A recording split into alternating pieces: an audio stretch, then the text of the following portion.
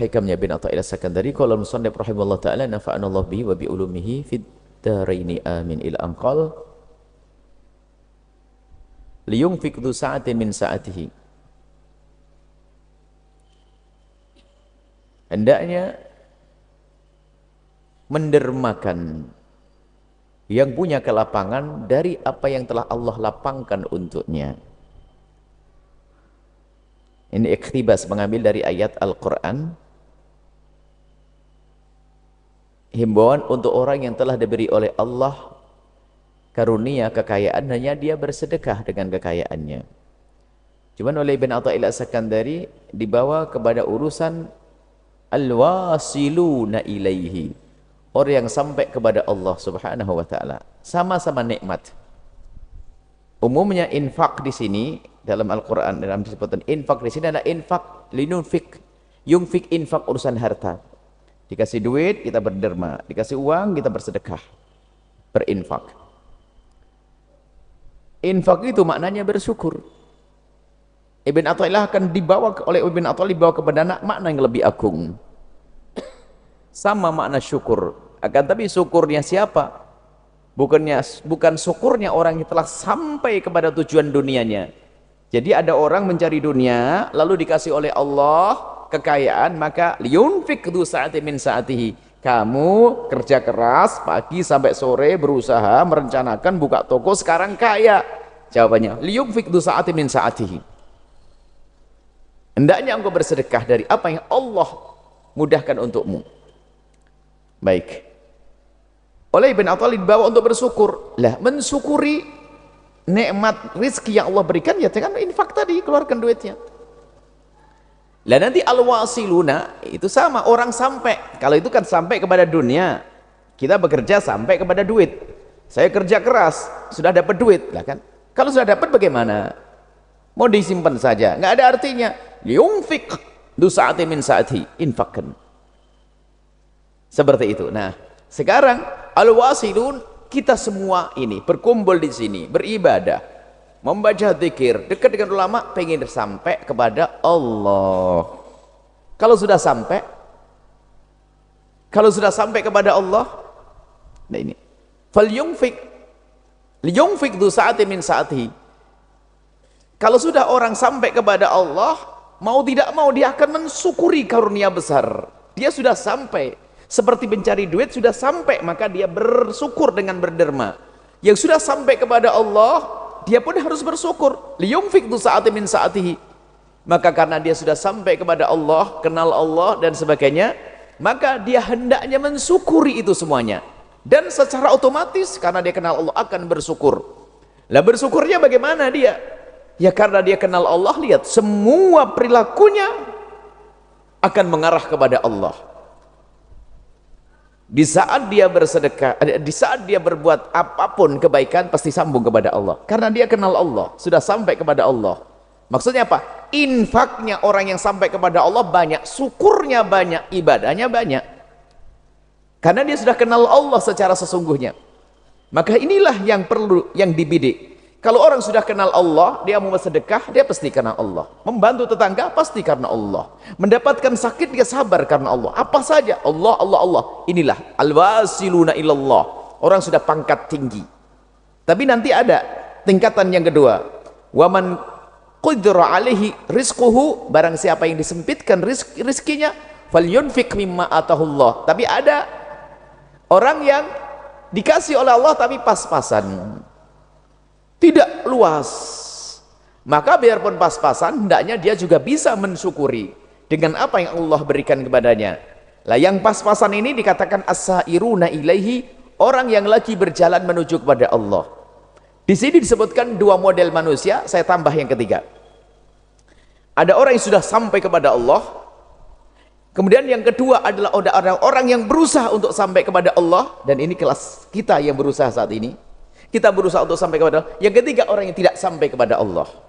Yang tidak sampai kepada Allah, yang tidak kenal Allah dan tidak ingin mencari Allah, dia adalah tidak punya apa-apa. Makanya berinfak sebanyak apapun bukan karena Allah, nggak ada artinya. Berbuat baik tidak ada artinya, dia tidak kenal Allah. Kalau dia sedekah, ya hanya pengen disanjung. Dia berbuat baik sama orang hanya karena ingin dibalas dengan kebaikan, nggak ada artinya. Tapi yang sudah sampai kepada Allah, lihat semua perilakunya, lihat. Bicara tentang dakwah dia nomor satu, sedekah nomor satu. Sayyidina Abu Bakar As-Siddiq, al-wasiluna ilallah. Hartaku untuk semuanya untukmu ya Rasulullah. Nyawaku untuk berjuang di jalanmu ya Rasulullah. Dan hari ini pun ada model manusia-manusia semacam itu. Ada. Karena kekasih Allah di setiap masa ada. Tapi as-sairuna, lihat kelas kita.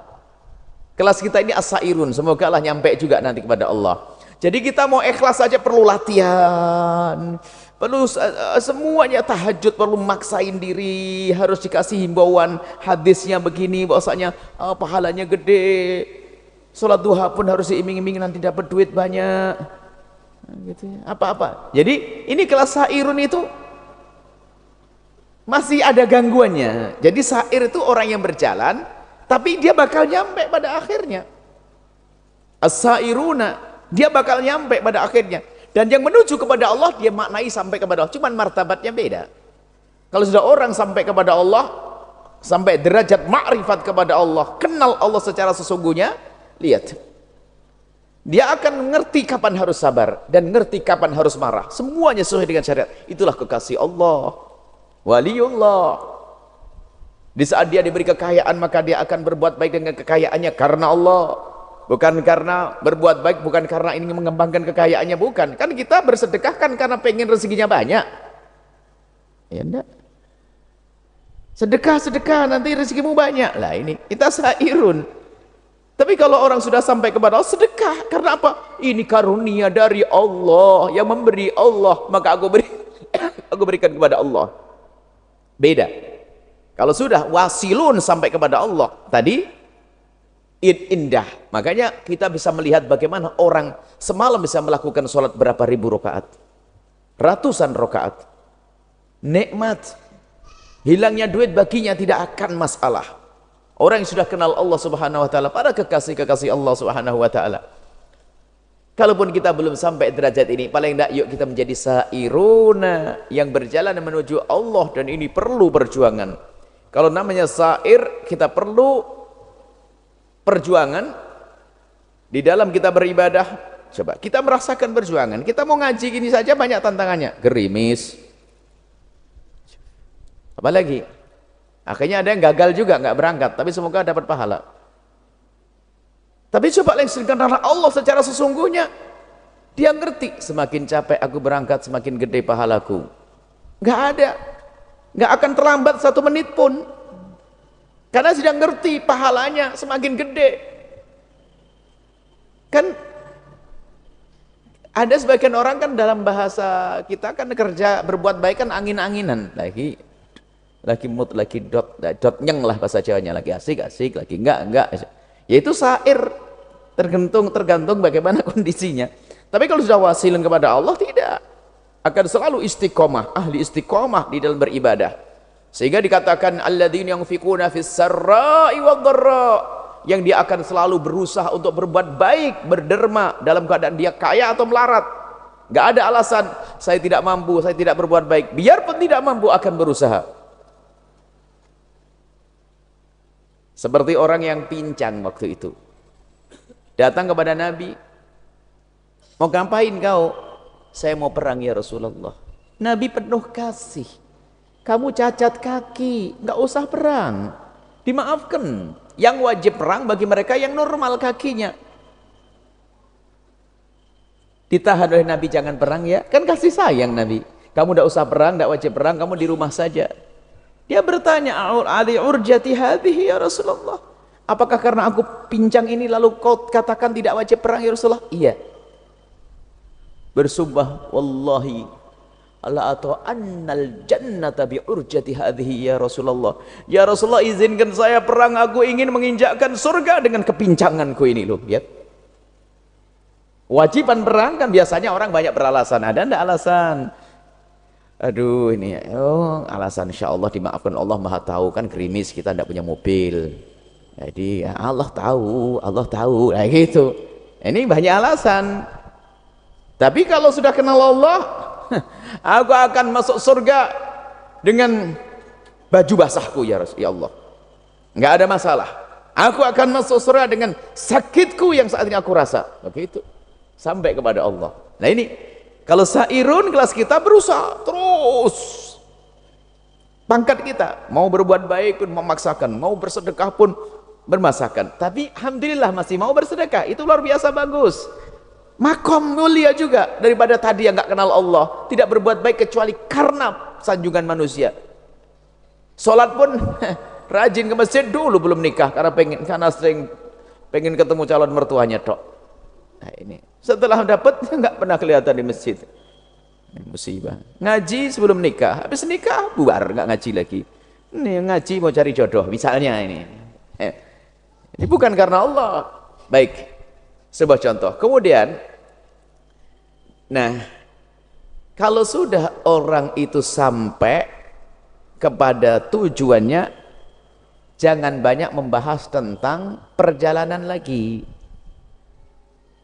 Gini, kalau Anda ingin pergi ke sebuah tempat, kan Anda perlu yang memberi petunjuk jalan. Kalau sudah sampai, selesai, ucapin terima kasih. Kita khusyuk dengan tujuan kita. Kalau sudah sampai ya khusyuk dengan tujuannya, jangan kita sibuk dengan yang mengantarkan terima kasih, selesai. Kalau dia bayaran, kita bayar tuntas. Peringatan bahwa ada di kalangan kita ini untuk mengenal Allah itu kan kemarin ada dua model. Ada orang kenal Allah, tiba-tiba Allah mengenalkan dirinya kepada orang tersebut. Tiba-tiba biarpun orang awam, ibu-ibu belajar akidahnya pun pas-pasan, tiba-tiba yakin kepada Allah. Allah yang menciptakan, Allah memberinya, maka rajin ngaji, rajin ibadah, rajin tahajud, rajin. Nggak pakai dialog mantek, nggak pernah belajar ilmu akidah yang bulat, nggak pernah. Ini model manusia. Allah mengenalkan dirinya kepada orang tersebut. Dan dia sampai kepada Allah, wasilun dia.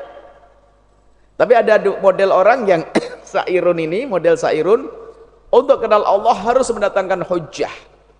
Dalil, melihat semesta ada yang menciptakan, berarti pakai dialog-dialog seperti itu.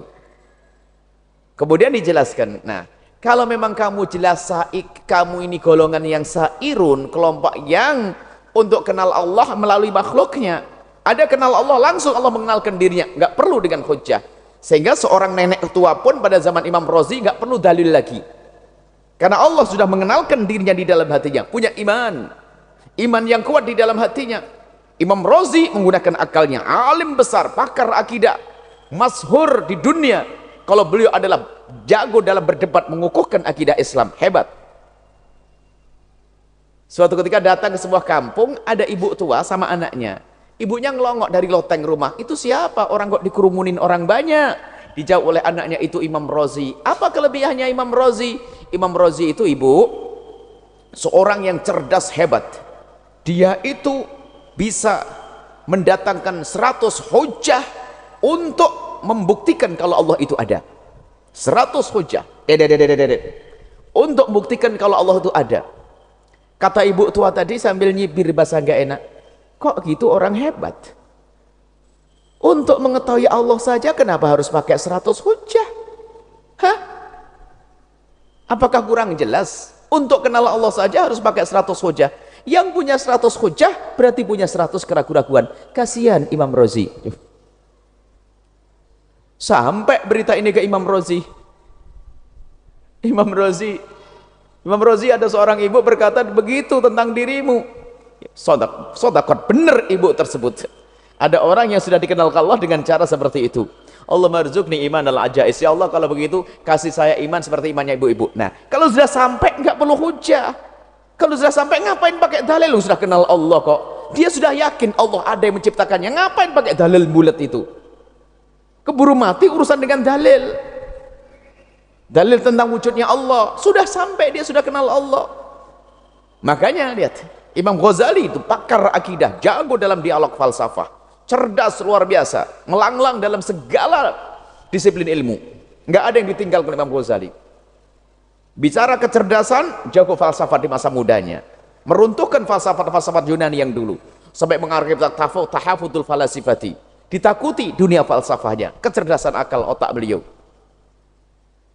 Pun pada akhirnya Imam Ghazali menghimbau dalam muqaddimah Ihya-nya untuk mengenal Allah Agar kita bisa kenal Allah, yakin kepada Allah. Bagi orang yang sudah beriman seperti ini, perbanyaklah baca zikir dan Al-Quran. Akan kuat di hatimu. Bukan dengan dialog. Dialog itu iya kalau fahamnya sempurna, kalau enggak hanya ingat permasalahannya, enggak tahu jawabannya. Ingat permasalahannya, enggak tahu jawabannya, bulatlah, enggak sampai-sampai. Maka baca Al-Quran seperti ibu-ibu di kampung, bapak-bapak di kampung baca Al-Quran. Masya Allah, lihat sebelum adzan sudah ada di masjid, jam 3 sudah bangun, puasa enggak pernah putus. Ustadznya jarang puasa, banyakkan dialog. Bangun malamnya pas-pasan ustadznya kalah. Ya ini baik. Artinya apa? Kalau sudah orang sampai kepada Allah, lihat dia kaya, artinya punya semuanya. Kalau sudah sampai kepada Allah, pandangannya luas. Kalau sudah pandangannya luas, lihat segala kebaikan yang dilakukan tentu karena Allah, karena dia faham, sudah kenal Allah Subhanahu wa Ta'ala. Nah, kesimpulannya adalah di sini, kalau memang engkau ini memang dalam posisi masih menjadi sair